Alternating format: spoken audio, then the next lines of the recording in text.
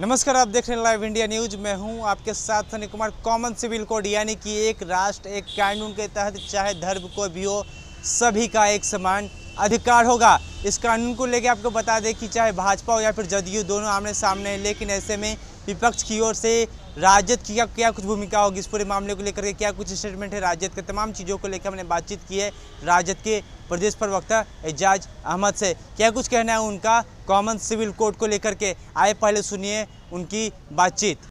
Uniform civil code के मसले पर भाजपा जदयू आमने सामने है। एज विपक्ष क्या लगता है, बिहार में ये लागू होना चाहिए? देखिए, ये मामला बिहार का नहीं है, पूरे देश का है। और जहाँ तक कॉमन सिविल कोड का मामला है, इसके लिए व्यापकता की आवश्यकता है।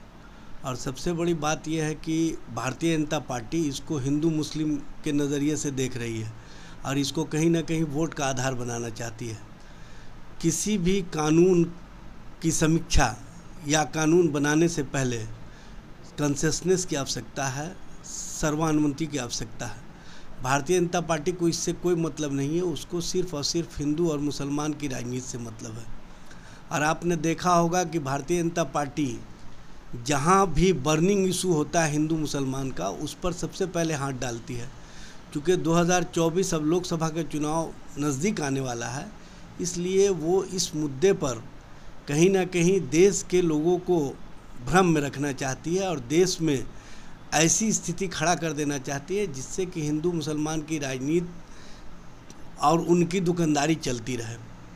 लेकिन इसमें परेशानी क्या है? देखिए, एक कानून रहेगा तो सबको समान अधिकार रहेगा। एक राष्ट्र एक कानून की बात क्यों करते हैं? एक राष्ट्र एक शिक्षा की बात क्यों नहीं करते हैं? एक राष्ट्र एक चिकित्सा की बात क्यों नहीं करते हैं? एक राष्ट्र और एक तरह की बात की सोच क्यों नहीं रखते हैं?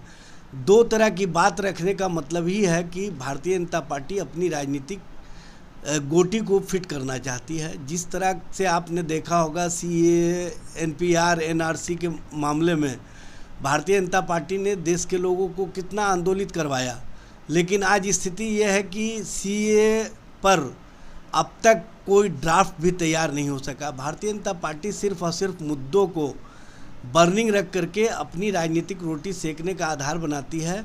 और मैं तो पूछना चाहता हूं जनता दल यू के नेताओं से भी कि अगर आपको भारतीय जनता पार्टी की नीतियां पसंद नहीं है, भारतीय जनता पार्टी की सोच पसंद नहीं है, भारतीय जनता पार्टी के सांप्रदायिकरण की राजनीति पसंद नहीं है, तो क्यों आप भारतीय जनता पार्टी के साथ बने हुए हैं? कहीं ना कहीं आपको राजनीतिक स्वार्थ है और कुर्सी का खेल है। एक तरफ भारतीय जनता पार्टी कुर्सी ग्रैब करना चाहती है, दूसरी तरफ जनता दल यू के नेता कुर्सी बचाना चाहते हैं। दोनों की लड़ाई में बिहार की जनता पिस रही है, देश की जनता पिस रही है। इसलिए मेरा ये मानना है कि कॉमन सिविल कोड या अन्य तरह के मामले भारतीय जनता पार्टी लागू करना नहीं चाहती है, सिर्फ और सिर्फ इस मुद्दे को बर्निंग रख करके वोट हासिल करना चाहती है।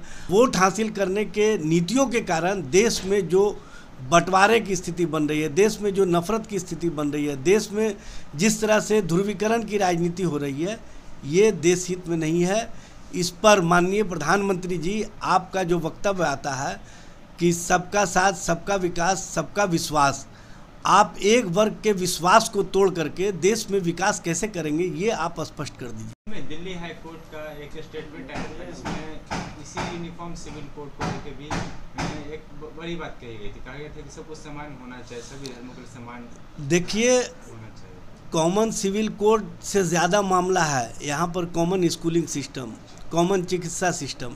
इस पर तो कोई बात करेंगे नहीं। जिस तरह से भारत में आज सबसे ज़्यादा महंगा हो गया चिकित्सा, सबसे ज़्यादा महंगा हो गया शिक्षा, और सबसे बड़ी बात यह है कि जो गरीब के बच्चे हैं वो अब मेडिकल IIT कंप्लीट नहीं कर सकते हैं।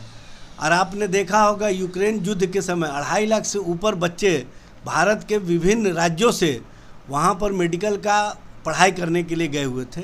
जब आप मेडिकल की पढ़ाई को बड़ा खर्चीला बना देंगे, IIT और इंजीनियरिंग की पढ़ाई को खर्चीला बना देंगे, तो देश में कैसे शिक्षा और ख़ास तौर से उच्च शिक्षा मजबूत होगा, इस पर कम से कम देश के लोगों को अवश्य विचार करना चाहिए। और देश की वर्तमान स्थिति में इस पर सभी नेताओं और पार्टियों को भी इस पर विचार करना चाहिए और कंसेंसस बना करके एक शिक्षा एक चिकित्सा की बात पर अवश्य ध्यान देना चाहिए। एक आखिरी सवाल है आपसे, एक से दो सवाल इसमें जुड़ा होगा।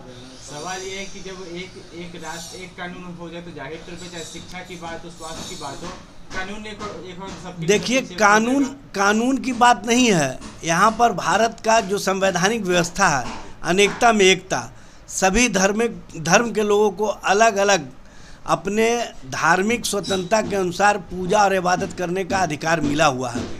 और उस अधिकार में कटौती करने का मतलब है कहीं ना कहीं आप उसके धार्मिक स्वतंत्रता को रोकना चाहते हैं और उसके जो आज़ादी है उसको रोकना चाहते हैं। इस पर भारत सरकार को अवश्य ध्यान देना चाहिए और इस तरह की स्थिति पैदा करने से पहले 100 बार सोचना चाहिए। राजद इसके साथ है कि नहीं है? देखिए, राष्ट्रीय जनता दल का मानना है कि सभी धर्मों के लोगों को जो भारत में आज़ादी मिली हुई है, जो धार्मिक स्वतंत्रता है, जो अनेकता में एकता का मिसाल है, उसको कायम रख करके ही देश को मजबूत किया जा सकता है। तो आपने सुना राजद का क्या कुछ कहना है। राजद का साफ तौर पे कहना है कि देश में कॉमन सिविल कोड के बदले में सबसे पहले जो शिक्षा का अधिकार है उसे ठीक किया जाए, स्वास्थ्य का अधिकार वो ठीक किया जाए, तमाम चीज़ों को लेकर जो है तमाम मसले उसको पहले ठीक किया जाए, उसके बाद जो कॉमन सिविल कोड लागू किया जाए। लेकिन आपको बता दें कि बिहार सरकार के मंत्री जनक राम का कहना है कि सभी धर्मों के लिए एक कानून होना चाहिए, इसके तहत जो कॉमन सिविल कोड को लागू करना चाहिए। वहीं